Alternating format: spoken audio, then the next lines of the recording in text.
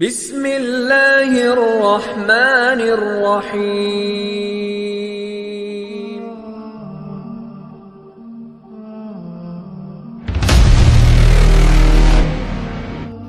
शुरू अल्लाह के पाक नाम से। अक्तस वॉइस चैनल देखने और सुनने वालों को मेरा दिल से सलाम।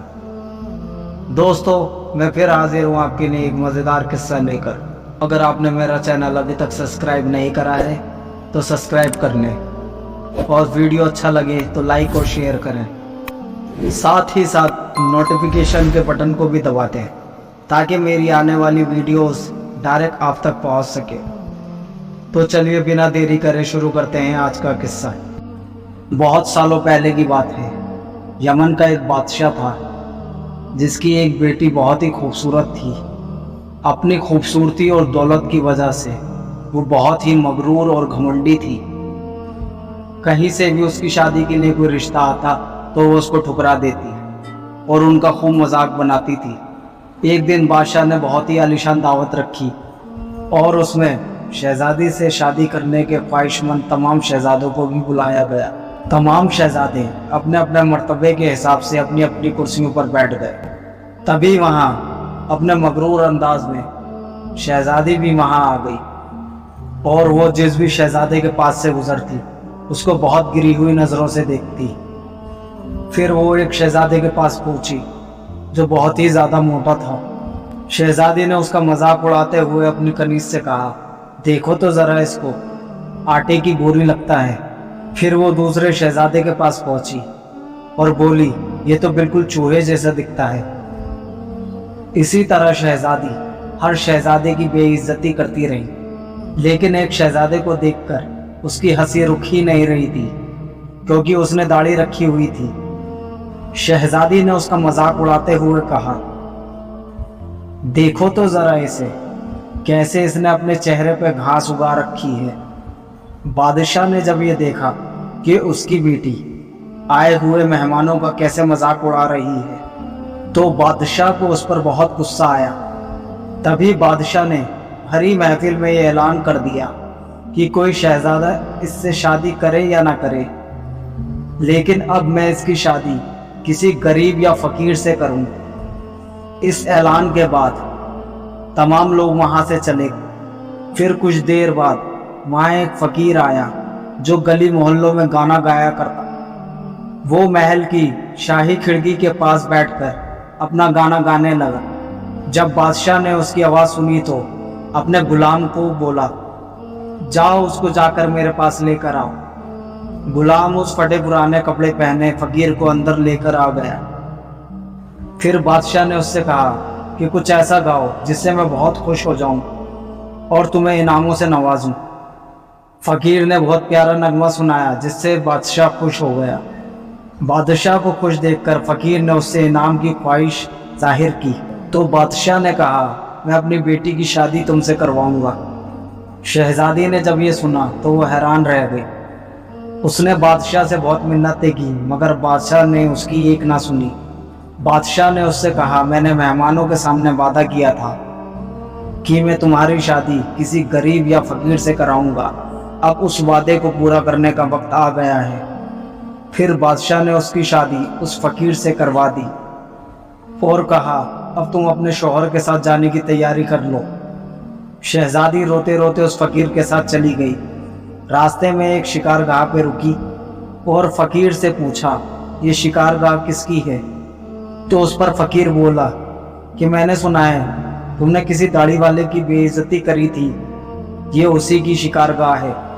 अगर तुम उस दाढ़ी वाले से निकाह कर लेती तो आज ये तुम्हारी शिकारगाह होती। फिर वो एक बड़े से बाग में पहुंची और फकीर से पूछा, ये बाग किसका है? तो उस पर फकीर ने बोला, ये बाग भी उसी दाढ़ी वाले का है। फिर वो एक बहुत ही खूबसूरत बड़े शहर में दाखिल हुई। इतना बड़ा और खूबसूरत शहर देखकर शहजादी हैरान रह गई और फकीर से पूछा, इतने बड़े शहर का मालिक कौन है? तो उस पर फकीर ने जवाब दिया, इतने बड़े शहर का मालिक भी वही दाढ़ी वाला है। अगर तुम उस दाढ़ी वाले से शादी कर लेती तो ये भी तुम्हारा ही होता। शहजादी मन ही मन अफसोस करने लगी और सोचने लगी कि काश मैं उस दाढ़ी वाले से ही शादी कर लेती। उसके बाद वो एक झोपड़ी के पास पहुंचे तो शहजादी बोली, ये कैसी बेकार सी झोपड़ी है। उस पर फकीर बोला, यही मेरा घर है और यही वो जगह है जहां मैं जिंदगी गुजारनी। तो शहजादी बोली, तुम्हारा नौकर कहाँ है? तो उस पर फकीर ने कहा, तुम्हें उससे क्या, तुम सब काम कर सकती हो। चलो आग जलाओ और खाना बनाओ, मैं बहुत थक गया हूँ। लेकिन शहजादी को तो खाना बनाना आता ही नहीं था। तो उस फकीर ने उसकी मदद की। फिर कुछ देर बाद उन्होंने उल्टा सीधा खाना पकाकर खा लिया और सो गए। दूसरे दिन फकीर ने उसको जगाया और घर का काम करने को कहा। शहजादी पूरे दिन काम करती रही और ऊपर से फकीर की डांट भी सुनती रही। जैसे तैसे करके उन्होंने कुछ दिन गुजार लिए। एक दिन फकीर बोला, मैंने जो कुछ भी कमाया था वो सब खत्म हो गया है, अब कमाने की बारी तुम्हारी है। मैं तुम्हें जंगल से लकड़ियां काट कर ला कर देता हूँ, तुम उससे टोकरियां बुन लेना। ये कहकर वो जंगल में गया और टोकरियां बुनने के लिए ढेर सारी लकड़ियां काट कर ले आया। शहजादी ने इससे पहले इस तरह मेहनत वाला काम नहीं करा था और अपनी उंगलियों को जख्मी कर लिया। उंगलियों में खून बहता देख फकीर बोला, तुम रहने दो, तुम्हारे बस की नहीं है ये, मैं तुम्हें धागा ला के देता हूँ, तुम उससे कपड़े बुन लेना। लेकिन वो ये भी नहीं कर सकी। तो उस पर फकीर बोला, तुम तो मेरे लिए बिल्कुल भी काम की नहीं हो, तुमको तो कुछ काम वाम भी नहीं आता, तुमसे शादी कर कर तो मैं बर्बाद हो गया। ये सब सुनकर वो रोने लगी। तो उस पर फकीर बोला, ठीक है रोना बंद करो, मैं तुम्हारे लिए कुछ करता हूँ। तो उसके लिए कुछ मिट्टी के बर्तन ले आया और उससे कहा, ये ले जाकर बाजार में बेच दिया करना। तो इस पर उस मगरूर शहजादी ने कहा, अगर मैं बाजार जाऊंगी तो मेरे मुल्क के लोग मुझे देखकर क्या सोचेंगे, वो तो मुझ पर हंसेंगे। तो उस पर फकीर बोला, ये मेरा मसला नहीं है, अगर तुम भूख से मरना नहीं चाहती तो तुम्हें बाजार जाकर ये बेचना ही पड़ेगा। मिट्टी के बर्तन बेचने का काम बहुत जोरों शोरों से चलने लगा। लोग जब एक खूबसूरत लड़की को बाजार में बर्तन बेचता देखते तो उस पर तरस खाकर उससे कुछ ना कुछ खरीद लेते थे। जब सारे बर्तन बिक गए तो फकीर ने उसको और बर्तन ला कर दिए। इसी बीच एक सिपाही वहां से गुजरा, उसने बर्तन देखकर उसमें लात मार दी तो और उसके सारे बर्तन वहीं चकनाचूर हो गए। तो उस पर सिपाही बोला, दोबारा इस तरह रास्ते में बर्तन बेचते हुए ना देखना, साइड में खड़े होकर बेचना। शहजादी बहुत परेशान हो गई और घर आकर सारा किस्सा उसने उस फकीर को सुनाया। तुम तो बिल्कुल पागल हो, तुमसे किसने कहा था कि बर्तनों को ऐसे बीच बाजार में रख के बेचो? आखिर वहां से लोगों को आने जाने में परेशानी होती होगी। मुझे तो लगता है तुम ये काम भी ढंग से नहीं कर सकती, ये तुम्हारे बस का काम नहीं है।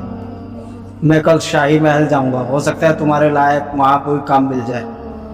अगली सुबह वो उठा और शाही महल के लिए रवाना हो गया। शाम को जब वो घर वापस आया तो बोला, तुम्हारे लिए शाही महल में बावर्ची के मददगार की जगह मिल गई है, अब कम से कम हमें भरपेट खाना तो मिल जाएगा। और इस तरह वो मगरूर शहजादी एक मददगार बावर्ची बन गई। वो सुबह से शाम तक बावर्ची खाने में ही रहती और शाम को बचा हुआ खाना वो अपने घर ले जाती। इस तरह दोनों का गुजारा होने लगा। महल में काम करते हुए उसे कुछ ही दिन हुए थे। उसने महल में काम करने वाले लोगों से सुना कि महल के अंदर कोई शाही दावत का इंतजाम होने वाला है। जब महल के अंदर दावत शुरू हुई, शहजादी उन्हें बावर्ची खाने की खिड़की से देखने लगी। नौकर चाकर कीमती कपड़ों में मेहमानों का इस्तकबाल कर रहे थे। हर तरफ शानो शौकत और धूमधाम नजर आ रही, लेकिन शहजादी अपनी किस्मत पर आंसू बहा रही और अपने घमंड और नादानी पर पछता रही थी। उसी दौरान वहां कुछ कनीजें आईं जिन्होंने शहजादी को लजीज खाने दी।